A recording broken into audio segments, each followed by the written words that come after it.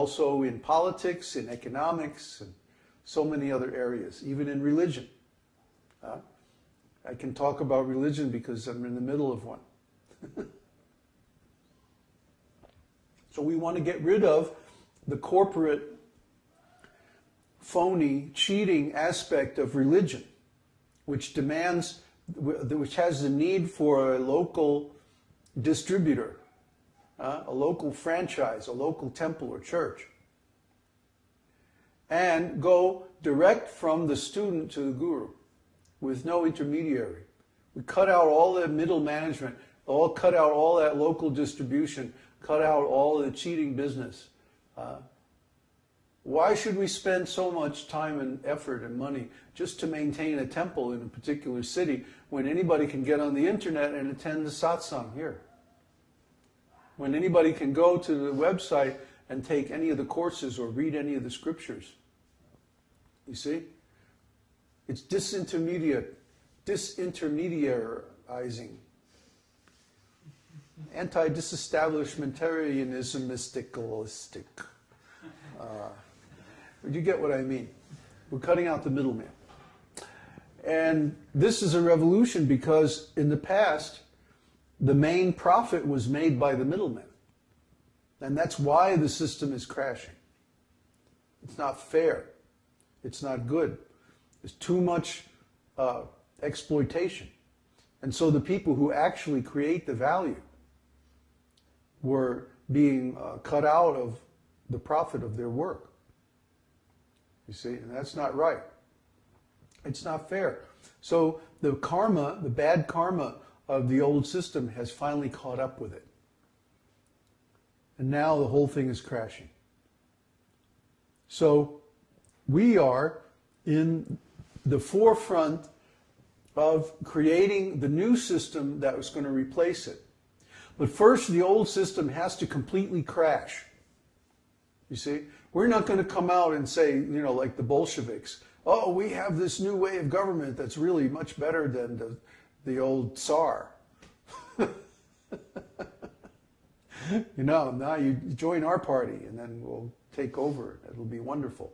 No, we got Stalin. You know, it was horrible. Everything in a normal revolution, the first thing that the new government does is they kill all the old people, the old government. They kill all the intellectuals. They kill all the old government. They kill all the aristocracy that was built on the old system. That's the normal revolution. But in this revolution, because the thing is crashing from the inside, not because we're going out on the streets and burning it to the ground, but because it's fundamentally flawed. And conditions on the planet are changing. It's time for it to go away. So it's going to go away, whether we do anything or not. But it won't be time to come out with something to replace it until after it's completely finished. Why? Because it's a global system, for one thing. And for another thing, we're not into violent revolution.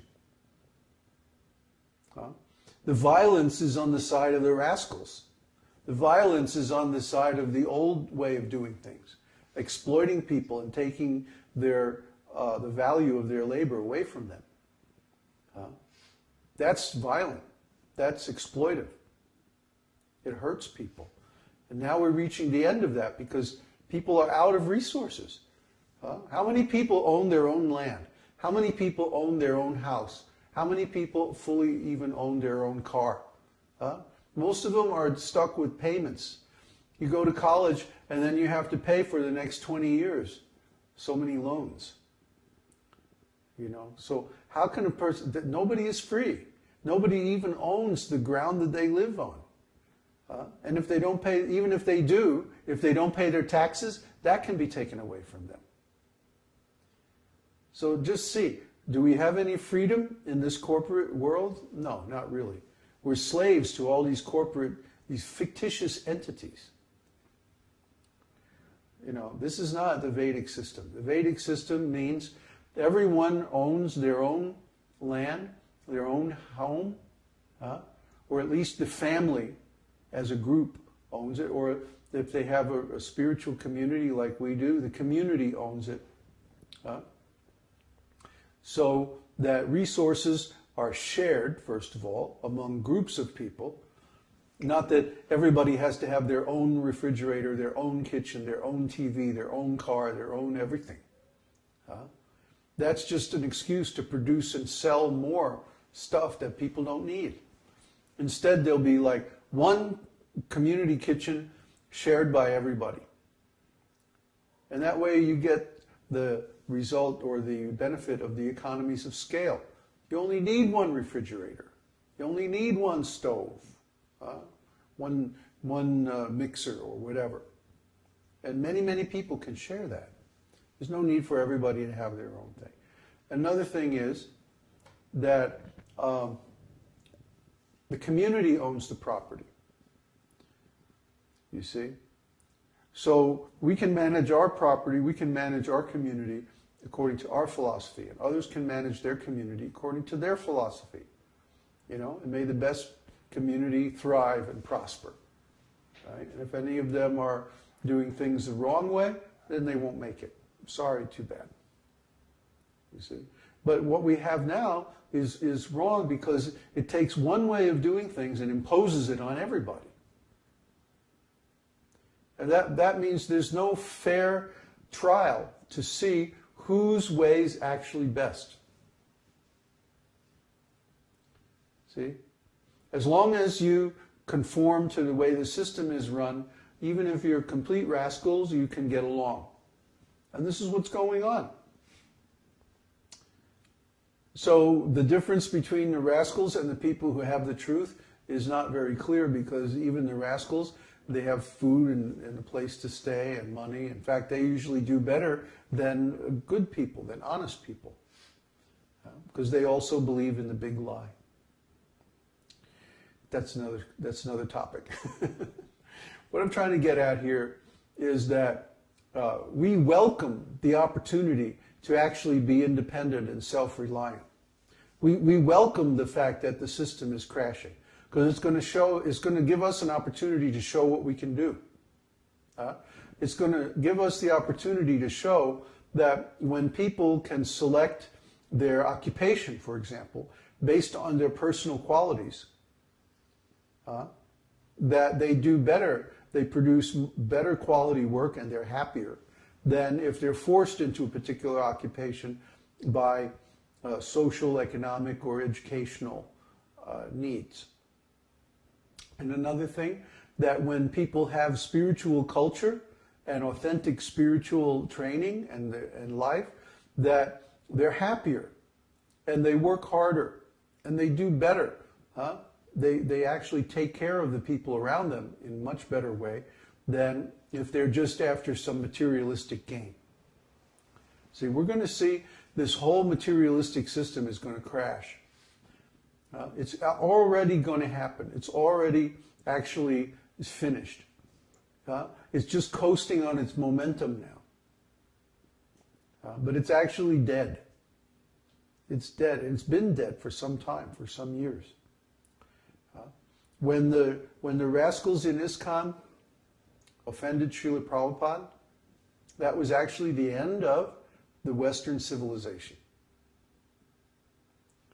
And now what we're seeing is just the consequences. This is the power of the pure devotee. And sometimes we see that Krishna allows his pure devotee to suffer or be inconvenienced as a pretext for destroying a culture or some people who are not in line with his purposes. We see this a lot in history.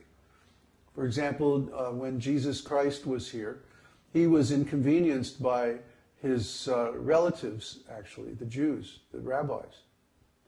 So what happened? Soon after that, the Romans destroyed Jerusalem. They made all of the Jews the slaves, and they scattered them all over the Roman Empire to keep them from getting together and making any more trouble. See? This is the way it works. If you offend a great personality, the next thing that happens is your civilization crashes. Funny thing about that. So that's what we're going through right now. And it also happens to be the Sandhya, or the change between the Kali chakra of Kali Yuga and the Satya chakra of Kali Yuga. So all these things are coming together at the same time. There's a powerful wave of change sweeping over the whole world. So we can either be destroyed by that wave of change, or we can surf it. See, so we're saying we want to create a community, we want to create a group that can surf this wave, because we know where it's going. We understand it. We understand the structure, you know? Just like if you talk to an experienced surfer, they can tell you, oh yeah, the